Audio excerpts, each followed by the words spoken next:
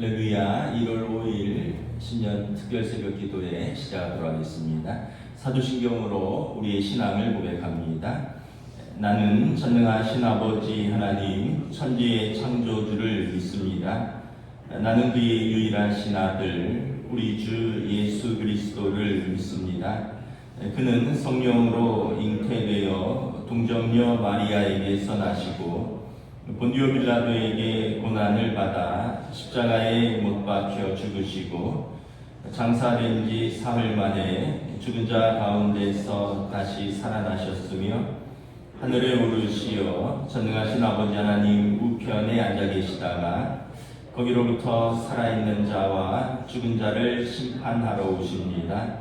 나는 성령을 믿으며 거룩한 공교회와 성도의 교제와 죄를 용서받는 것과 몸의 부활과 영생을 믿습니다. 아멘. 찬송가 432장 찬양하시겠습니다. 찬송가 432장입니다.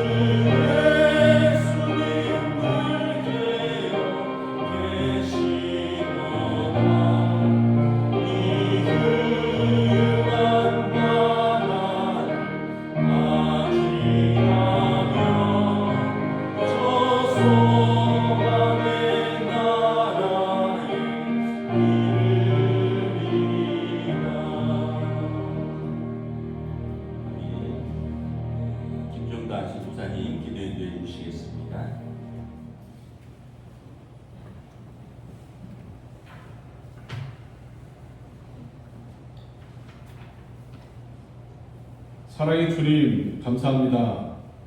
2025년을 보내고 2026년 새해를 맞이했습니다. 새해를 맞아 신년 특별 새벽 기도회를 열게 하시고 기도회를 통해 우리의 마음가짐이 새롭고 주님을 향한 열정이 가득하길 소망합니다. 2025년에 동원교회를 주님의 은혜 안에 품어주시고 선하게 인도하신 같이 2026년도 주님의 은혜와 선하심이 동원교회에 충만하길 기도합니다. 인생의 가장 힘든 시기에 하나님을 선택하여 하나님의 축복을 받았던 룻과 같이 우리도 인생의 힘든 시기가 올지라도 오직 하나님을 바라보며 하나님을 선택하는 동원교회 성도들이 되기를 기도합니다. 어린아이부터 노년에 이르기까지 모든 성도가 한 성전에서 통합 예배를 드리고 있습니다. 예배를 통해 모두가 한 하나님을 바라보게 하시고 하나님의 충성된 종으로 성장하여 하나님의 세상을 확장하는 사역에 동참할 수 있기를 기도합니다. 예수께서 말씀하시기를 나는 포도나무요 너희는 가지라 하셨습니다. 우리가 올해도 주님 안에 깊이 붙어 살며 그리스도의 생명으로부터 날마다 능력을 받아 살아가는 성도가 되기를 소망합니다. 지금도 살아계셔서 세상을 주관하시는 예수 그리스도의 이름으로 기도드렸습니다. 아멘.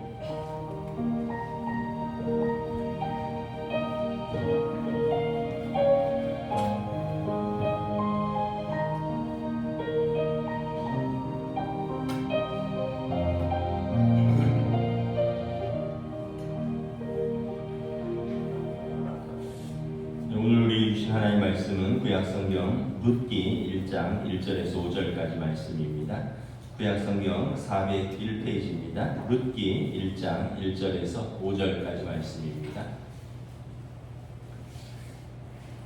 401페이지 다 찾으신 줄 알고 저 여러분들이 한 절씩 교독하겠습니다. 룻기 1장 1절에서 5절입니다. 사사들이 치리하던 때에 그 땅에 흉년이 드니라. 유다 베들레헴의 한 사람이 그의 아내와 두 아들을 데리고 모압 지방에 가서 거류하였는데 그 사람의 이름은 엘리멜렉이요 그의 아내 이름은 나오미요 그의 두 아들의 이름은 말론과 기련이니 유다 베들레헴 에브라 사람들이 있더라. 그들이 모압 지방에 들어가서 거기 살더니 나오미의 남편 엘리멜렉이 죽고 나오미와 그의 두 아들이 남았으며 그들은 모압 여자 중에서 그들의 아내를 맞이하였는데 하나의 이름은 오르바요 하나의 이름은 루시더라. 그들이 거기에 거주한 지 10년쯤에 함께 있습니다. 말론과 기련 두 사람이 다 죽고 여인은 두 아들과 남편의 뒤에 남았더라. 아멘. 할렐루야. 신년 특별 새벽 기도에 오신 우리 성도들을 주님의 이름으로 환영하고 축복합니다. 아침이지만 한번 인사하겠습니다. 한 주간 믿음으로 승리합시다. 이번 신년 특세의 주제를 룻기 말씀을 보려고 합니다. 인생의 흉년에서 하나님을 선택한 사람.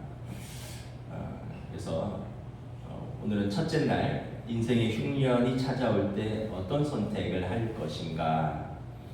룻기의 시대적 배경은 1절에 보면 사사들이 치리하던 때라고 기록하고 있습니다. 그러니까 사사 시대입니다. 사사 시대는 모세와 여호수아가 죽고요. 그리고 왕정이 시작되던 그 전까지의 400년간입니다. 모세가 출애굽할 때가 주전 1500년 전입니다. 그리고 이제 모세와 여호수아가 이제 그 이끌고 가나안 땅에 들어와서 땅을 다 분배받고 나서 그 다음에 이제 사사 시대가 열리는 거죠. 이게 이제 주전 약 1400년 경에서 이제 왕정 시대가 열리는 한 1050년 경까지로 볼 수가 있습니다. 근데 좀 더 정확하게 시대를 유추할 수 있는 증거가 룻기 4장에 보면 룻이 다윗의 증조모가 되었다라는 기록이 있습니다. 다윗이 헤브론에서 왕이 된 것이 주전 1010년경이니까 이제 증조모면은 이제 아버지, 할아버지, 그 다음에 그 위에가 증조할아버지 3대가 위잖아요. 그러니까 한 30년씩 잡아서 대략 100년 잡으면 한 1100년경, 주전 1100년경 사람이다. 이때는 기드온이 사사로 활동하던 때였습니다. 사사기를 읽어보면 기드온이 활동하던 때에 아주 어지러웠습니다. 블레셋이 쳐들어와서 기드온이 숨어서 미를 타작해야 됐고, 또 뭐 기드온의 아버지는 우상을 섬기고 있었고 바알신을, 그래서 기드온이 그 아버지 우상을 깨뜨렸다 해서 별명이 여룻바알이거든요. 바알을 대적한 사람. 뭐 이런 식으로 그 시대에는 우상 숭배와 또 블레셋의 그 침범과 뭐 여러 가지 어려운 시기였습니다. 지역적 배경을 보면 1절에 유다 베들레헴입니다. 베델이 집입니다. 베델 집인데 햄이라는 떡이라는 뜻입니다. 그래서 베들레헴은 떡집이라는 뜻입니다. 아마 그 지역의 떡집이라는 이름은 아마도 그 지역이 좀 뭔가 농산물이 풍성해서 좀 기름지고 양식이 풍부해서 그런 이름이 지어졌는지 모르겠습니다. 우리가 이제 우리 동네가 필동이잖아요. 필동. 제가 알기로는 붓필자에서 그 조선 시대에 여기에 좀 서민 중인들이 살면서 이제 문방사우라고 그러잖아요. 종이, 먹, 벼루, 붓 이런 것들을 만드는 지역이 필동이다. 제가 그렇게 들었습니다. 그러니까 지금도 여기가 인쇄촌이잖아요. 종이 만들고. 그러니까 이 지역의 이름이 다 이유가 있는 거죠. 베들레헴 출신이다. 떡집의 출신입니다. 참고로 이 베들레헴은 위대한 왕 다윗의 고향이고 메시아이신 예수 그리스도의 고향입니다. 그래서 생명의 떡이신 예수님께서 이 떡집에 태어나신 것입니다. 오늘 본문의 두 주인공은 두 아들을 둔 한 부부입니다. 남편은 2절에 보면 엘리멜렉이고 아내는 나오미입니다. 엘리멜렉은 엘리가 나의 하나님입니다. 엘리 라마 사박다니 나의 하나님. 멜렉은 왕입니다. 그러니까 엘리멜렉은 나의 하나님이 왕이시다 이런 뜻입니다. 나의 하나님 내 삶의 주권자이고 내 삶의 왕이십니다. 이 유대인들의 그 믿음의 가정에 있어서 그 완벽한 남자의 이름입니다. 나의 하나님이 나의 왕이십니다. 아내 나오미는 기쁨이라는 뜻입니다. 구원받은 하나님의 딸로서 기쁨을 누리는 삶. 믿음의 딸로서도 완벽한 이름입니다. 두 부부의 이름을 들어보면 믿음의 사람이었고 이름 자체가 완벽합니다. 엘리멜렉, 나오미, 그리고 믿음직한 두 아들 말론과 기리온이 있었습니다. 겉으로 보기에 모든 것이 좋아 보이는 완벽한 가정입니다. 베들레헴 떡집에 살면서 하나님을 왕으로 섬기는 믿음의 남편, 그 안에서 기쁨을 누리는 어머니, 그리고 믿음직하고 사랑스러운 두 아들. 그런데 그 집에 갑자기 어려움이 찾아오고 문제가 생겼습니다. 1절에 보면 베들레헴의 흉년이 찾아왔습니다. 아무리 떡집이라도 흉년이 찾아오면 어렵기는 매 한 가지입니다. 인생이 이렇습니다. 좀 뭔가 살만한 것 같은데 갑자기 어려움이 찾아옵니다. 지금 미국도 굉장히 어렵대요. 물가가 너무 올라서 여러 나라들에게 관세를 매겼는데 결국은 그 관세를 회사들이 부담하고 가져오는 거거든요. 물가가 다 올랐대요. 그래서 너무 힘들다 이런 얘기를 제가 최근에 들었어요. 그러니까 뭐 우리만 힘든 게 아니라 미국도 힘들고요. 뭐 지금 안 힘든 데가 없어요. 인생이 이렇습니다. 하나님을 경외하는 가정에도 어려움이 찾아옵니다. 믿음의 가정에도 고난과 시험은 피해가지 않습니다. 저명한 스펄전 목사님에게 한 성도가 질문을 했습니다. 목사님, 내 삶에 너무 문제가 많습니다. 가정에도 문제가 많고요. 일터에도 문제가 많고요. 내가 나가는 교회에도 문제가 많습니다. 문제 없는데 좀 알려주세요. 그랬더니 스펄전 목사님이 뭐라 그러냐면 무덤으로 가세요. 이랬다고 합니다. 무슨 뜻입니까? 사람이 살아있는 동안에는 문제가 끊이지 않는다는 뜻이에요. 그러니까 오늘 저와 여러분에게 문제가 있다라는 뜻은 다른 말로 하면 우리가 살아있다라는 증거인 것입니다. 오늘 이 본문에서 이 가정에 흉년이 찾아왔습니다. 흉년은 그의 기후가 이상해서 작황이 안 좋고 그래서 농산물을 수확하지 많이 못한 것입니다. 그러다 보니까 흉년은 기근을 동반합니다. 먹고 사는 어려움이 생기는 것입니다. 여러분 혹시 인생에서 갑자기 찾아온 흉년의 때를 지나고 있지는 않으십니까? 어떤 분은 경제적 흉년을 맞이한 분이 있을 것입니다. 갑자기 하던 사업이 어려워져서 경제적으로 어렵거나 또 어떤 갑자기 실직을 하거나 그래서 생활의 어려움으로 고통당하는 분도 있을 것입니다. 어떤 분은 인간관계의 흉년을 맞이한 분도 있을 것입니다.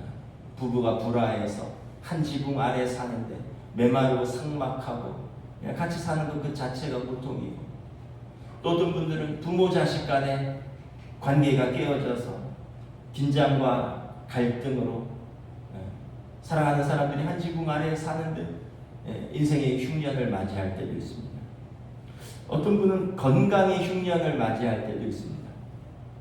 갑자기 몸이 좀 안 좋아서 병원에 갔는데 검사를 해보는데 중한 병이 걸렸다라는 청천벽력 같은 소식을 듣습니다.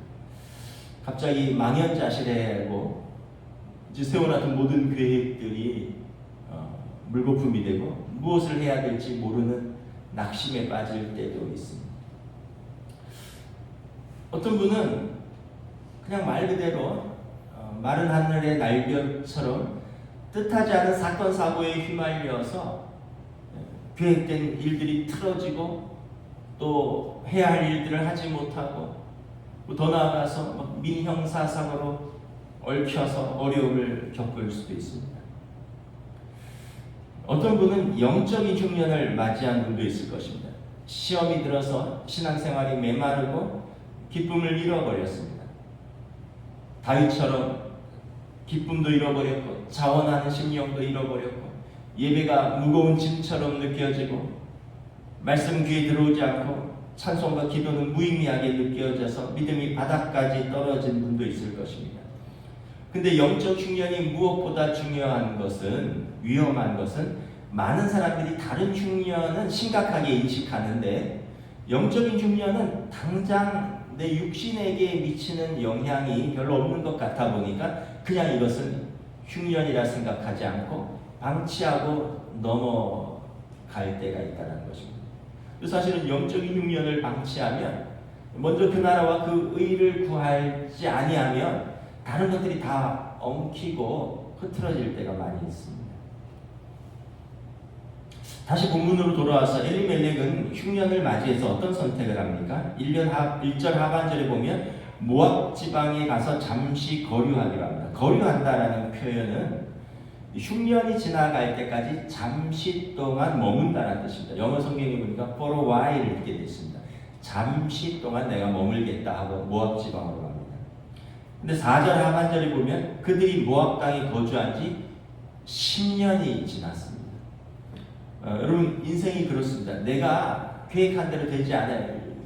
잠시 이렇게 해야지 했는데 10년이 흘러버린 거예요. 문제는 그 모압 땅이 어떤 땅이냐는 것입니다. 모압 땅은 그 사해가 팔레스틴의 그 요단강과 사해가 오른쪽 동쪽 경계 끝입니다. 사해에서 동쪽으로 80km 떨어진 땅입니다. 그러니까 지금의 요르단인데 요단 동편의 이제 이방 땅인 것입니다. 이 모압 땅이라는 것은 모압 족속이 사는 땅이라는 뜻인데, 창세기에 보면 모압 족속의 유래는 소돔과 고모라가 멸망할 때 아버지 롯과 함께 두 딸이 피해서 나오는데, 그 두 딸이 낳은 아들이 모압과 암몬입니다. 성경을 이렇게 읽어보시면 소돔과 고모라의 멸망에서 살아남은 롯의 두 딸은 말하기도 민망한 부정한 관계를 통해서 각각 모압과 암몬이라는 두 아들을 얻었고요. 그리고 이들은 그모스라는 우상을 숭배하면서 일찌감치 구원의 백성에서 떨어진 사람들입니다. 또한 모세가 백성을 이끌고 광야길을 갈 때 요단 동편에 그 왕의 대로라는 그 당시 무역로가 있었습니다. 이 왕의 대로는 이 아주 넓고 탄탄한 길이라서 이스라엘이 그 길을 따라가면 단축해서 광야길을 건널 수 있었는데, 모세가 모압과 암몬 족속에게 우리가 돈을 내고 이 지역을 통과하겠다, 우리가 함부로 들어가서 당신들의 양식이나 물을 탐내지 않겠다, 길만 가겠다, 돈을 내겠다라고 했는데 모압과 암몬이 거절을 합니다. 그리고 회방을 합니다. 그래서 결국은 왕의 대로를 가지 못하고 광야길을 빙 둘러서 가야 했던, 그러니까 먼 친척인데 원수 같은 사이입니다. 그 모압 땅은 역사적으로, 도덕적으로, 영적으로 하나님의 백성이 살기에 부적합한 땅이었습니다. 율법에 의하면 이런 여러 가지 이유로 이스라엘 총회에 모압과 암몬 자손은 영원히 들어올 수 없다라고 규정하고 있습니다. 그럼에도 불구하고 엘리멜렉은 그 땅에 먹을 것이 있다고 생각하여 가족들을 데리고 그곳으로 이주합니다. 우리가 여기서 한 가지 사실을 유추할 수 있는데, 엘리멜렉은 이름이 나의 하나님은 나의 왕이시다 이런 뜻이라고 했잖아요. 그런데 짧은 1절에서 5절이지만 그가 하나님과 상의했거나 의논했거나 기도했다라는 내용이 전혀 없습니다.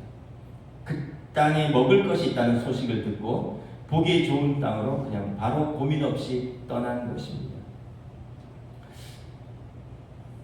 어제 리더십의 선택 7가지 중에 보면 그런 게 있잖아요. 단기적인 이익이 아니라 장기적인 가치를 추구하라.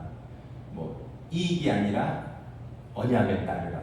지금 엘리멜렉은 지금 당장의 어려움에 언약도, 약속의 땅도, 어떤 장기적인 어떤 그런 것도 없이 그냥 그대로 가족을 데리고 떠난 것입니다. 우리는 여기서 한 가지 교훈을 얻습니다. 인생의 흉년이 올 때 더 깊이 기도하고 더 신중하게 행동해야 한다는 사실입니다. 당면한 문제를 피해서 눈에 보기 좋은 것을 따라가고 사람들이 좋다고 하는 소리를 따라서 선택하고 결정하는 것이 하나님을 왕으로 섬기는 백성이 할 선택이 아니라는 것입니다. 일반적으로 인생의 흉년을 맞이하면 세 가지 다른 반응을 보입니다. 첫째는 인생의 흉년을 참고 견디는 사람입니다. 근데 이게 사실 무슨 딱히 방법이 있어서 참고 견디는 것은 아니에요. 그냥 마땅히 방법이 없는데 할 수 있는 게 없으니까 그냥 온몸으로 태풍을 맞으면서 그냥 참고 견디고 기다리는 것입니다. 아마도 베들레헴에 사는 많은 사람들이 그러했을 것입니다. 어떤 분들은 이 방법이 문제에 대해서 소극적인 자세라고 비난할 수도 있습니다. 근데 대부분의 보통 사람들은 그 땅의 흉년이 지나가기만을 고통스럽게 기다리며 견디는 거에 대해서는 딱히 방법이 없었을 것입니다. 근데 참고 견디면서 기다리면서 우리가 깨닫는 사실이 있습니다. 모든 것은 지나간다라는 진리입니다. 모든 것은 지나간다. 6절에 보면 하나님께서 자기 백성을 돌보사 베들레헴 땅에 양식을 허락하셨습니다. 하나님께서 언제까지나 흉년을 내리지는 않는다는 거예요. 기도하면서 참고 견디면서 하나님께 매달리는 그 백성을 돌보신다는 것입니다. 이것이 인내의 위대한 힘입니다. 그리고 어떻게 보면 가정생활도 그렇고 직장생활도 그렇고 신앙생활도 그렇고요. 다 어려움이 있습니다. 근데 인내하는 것입니다. 혼란은 인내를, 인내는 연단을, 연단은 소망을 이루는 줄을 알리라. 이 인내는 뭐뭐 아래에서 견디다라는 뜻입니다. 뭐뭐 아래에서 견디면서 연단됩니다. 내 인격과 성품, 내 기질이 단련되어집니다. 그리고 단련되어진 나는 새로운 열매를 맺을 수 있는 시기가 되는 것입니다. 두 번째, 인생의 흉년을 맞이해서 상황에서 도피하는 사람들이 있습니다. 많은 분들도 이렇게 합니다. 많은 분들이 견디기도 하지만 많은 분들이 문제를 직면하는 것이 너무 힘들어요. 그래서 복잡하고 고통스러운 상황을 훌쩍 피해서 떠나는 것이 가장 사실은 쉬운 선택이기도 합니다. 다 그만둬. 나 이제 그만 살래. 이 사람하고 이제 안 살아. 다 그만둬. 다 집어쳐. 나 이제 이 일 안 해. 나 직장 사표낼래. 신앙생활 해봤자 무슨 소용이 있어. 아, 나 이제 교회 안 다녀. 하나님 살아계시면 뭐 기도하고 뭐 내가 지금까지 신앙생활 해도 뭘 도와주신 거야. 근데 사실 그렇게 하면서 도피해도 딱히 다른 해결책이 있는 것은 아닙니다. 오늘 본문의 엘리멜렉이 어쩌면 그러한 선택을 했는지도 모르겠습니다. 흉년이 들자 그냥 모압 땅으로 바로 도피했습니다. 근데 그 땅으로 도피해서 갔더니 엄청나게 더 큰 문제들이 기다리고 있습니다. 뭐 이제 앞으로 보겠지만 남편이 죽고요, 두 아들이 죽고요, 상상도 할 수 없는 더 큰 어려움이 있습니다. 도피가 해결책이 아닙니다. 셋째는 인생의 흉년을 정면으로 맞서는 용기 있는 사람입니다.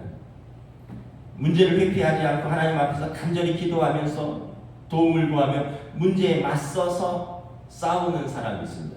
굉장히 극소수의 사람이지만 용기 있는 사람이 종종 있습니다. 성경에 보면 야곱이 그러했습니다. 집을 떠난 지 20년 만에 이제 귀환을 하는데 형이 자신을 마중 나오는데 400명의 종을 이끌고 나온다는 거예요. 20년 만에 돌아오는 동생을 환영하기 위해서는 40명만 데리고 나와도 충분합니다. 근데 400명의 종을 데리고 온다는 것은 야곱이 뭐 12아들이 있고 종들도 있다고 하니까 야곱을 치러서 나오는 것입니다. 형이 동생과 싸우러 나온 것입니다. 과거의 원한 때문에 동생과 전쟁을 하러 나온 것입니다. 결국 야곱은 방법이 없었어요. 도망갈 수도 없고요. 어떻게 합니까? 뭐 몇 가지 인간적인 방법을 세우긴 합니다. 뭐 몇 대로 나눠서 형이 앞을 치면 뒤는 살고 뭐 이런 생각도 하고 선물도 보내고 막 그러지만 야곱은 하나님과 정면으로 씨름합니다. 하나님이 이 문제를 해결하시기까지 나는 잠자지 않겠습니다. 하나님이 이 문제를 해결해 주시기까지 나는 하나님을 놓지 않겠습니다. 하나님과 밤새도록 씨름을 합니다. 하나님이 오죽하면 야곱을 꺾으려고 그의 환도뼈를 쳤습니다.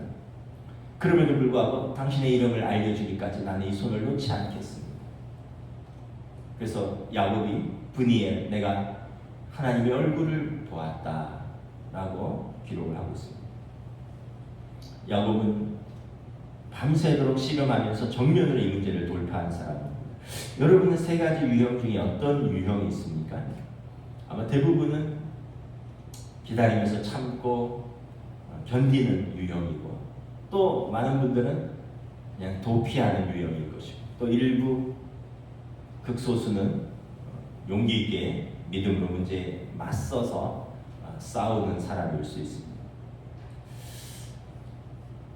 엘리멜렉이 모압 땅으로 도피한 결과는 어떤 결과를 가져왔습니까?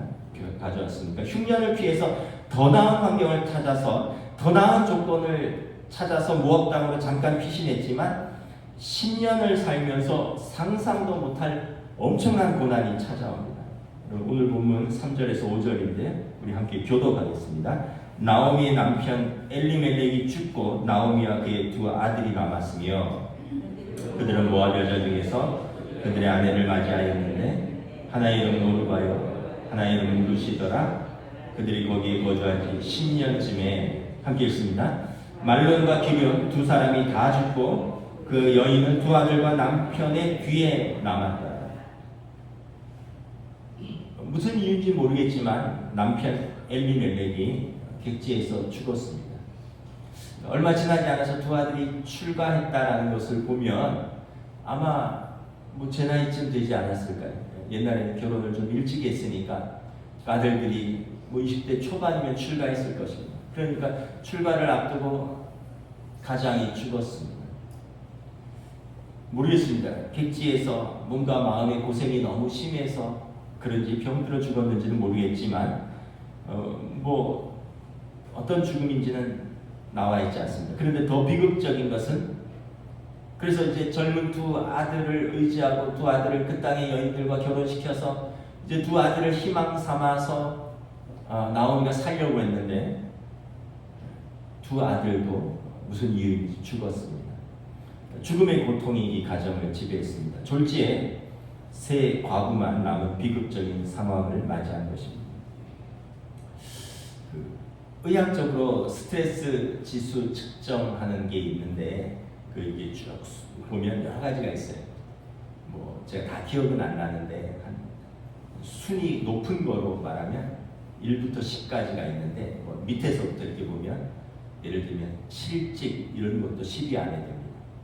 사고, 그래서 육체적으로 훼손되거나 이런 장애를 입었을 경우도 5위 안에 드는 것으로 알고 있습니다. 이혼, 이것도 5위 안에 듭니다. 여러분 1위가 뭔지 아세요? 배우자와의 사별입니다.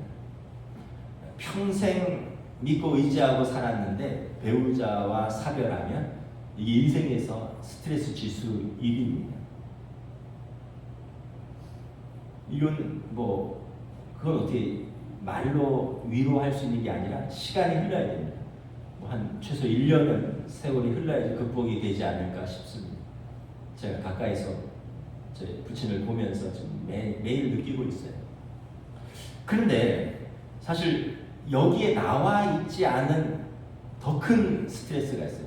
이건 아마 일반적이지 않아서 나와 있지 않았을 것입니다. 자녀의 사망은 이건 측정할 수 없는 슬픔이고 부모에게 측정할 수 없는 스트레스입니다. 이것은 세상의 순리에도 맞지 않고 상식적으로도 이해할 수 없고 부모에게는 도저히 일어나서는 안 되는 받아들일 수 없는 일입니다. 이 자녀의 사망은 아무리 세월이 흘러도 잊혀지지가 않습니다. 그냥 묻고 사는 것이지 잊을 수는 없습니다. 평생의 슬픔과 상처가 남는 일입니다. 흉년을 피해서 모압 땅으로 이주한 이 가정의 10년의 세월은 슬픔과 죽음, 상실과 상처의 시간의 고통밖에 남지 않았습니다. 나오미는 기쁨이라고 했습니다. 이제 그 여인은 기쁨이 아니라 깊은 슬픔 가운데 가득 찬 삶을 살아야 했습니다. 창세기에 보면 비슷한 이야기가 나옵니다.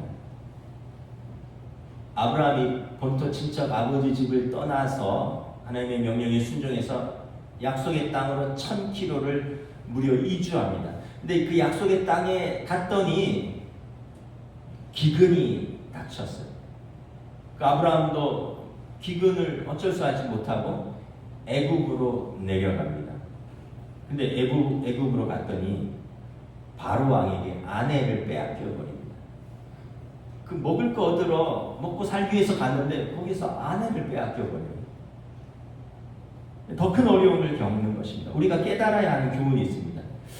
문제를 피해서 더 나은 환경을 찾아서 더 좋은 조건을 찾아서 떠나는 것이 결코 해결책이 아니라는 것입니다. 단지 상황을 바꾸는 것이 내일을 담보하는 것이 아니라는 거예요. 어쩌면 상황보다도 나를 바꾸는 것이 어쩌면 하나님의 뜻이 아닐까. 그 문제 속에서 하나님께서 나를 향한 어떤 계획이 있으며 내가 어떻게 바뀌기를 원하는지, 하나님이 나를 어떻게 단련시키시고 또는 그래서 내가 어떻게 거듭나는지를 하나님이 원하시는 것이 아닐까. 이걸 생각하는 것이 더 지혜로운 선택일 수 있습니다. 오늘 본문에서 룻기는 사사시대라고 했습니다. 사사시대의 특징을 성경은 이렇게 말합니다. 그때 이스라엘에 왕이 없었으므로 사람이 각기 자기 소견에 옳은 대로 행하였더라. 엘리멜렉은 나의 하나님은 나의 왕이시라는 뜻이라 했습니다. 그런데 실제로 엘리멜렉은 시대를 따라 살았습니다. 그 시대에 왕이 없으므로 자기 소견에 옳은 대로 살았던 그 한 사람에 불과했습니다. 인생의 흉년이 드니까 하나님을 왕으로 모시지 않고 자기 소견에 옳은 대로 살았던 것입니다. 그 이름을 저버린 것입니다.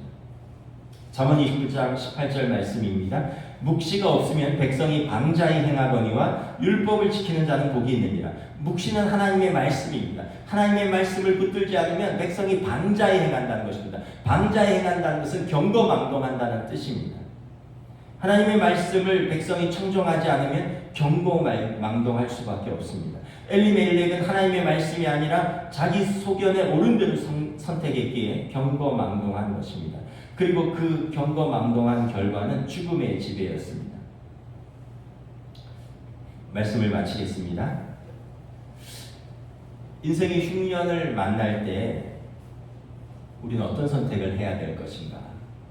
상황과 문제에 쫓겨서 자기 소견에 옳은 대로 행하고 경거망동하는 것이 아니라 말씀과 기도 가운데 신중하게 하나님의 뜻을 물으며 하나님의 지혜를 구하며 때로는 견디며 기다리며 하나님께 피할 길을 구하며 하나님과 씨름하는 우리는 인생의 흉년에서 도피가 아니라 하나님을 선택하는 저와 여러분 되시기를 주님의 이름으로 축복합니다. 이 시간 함께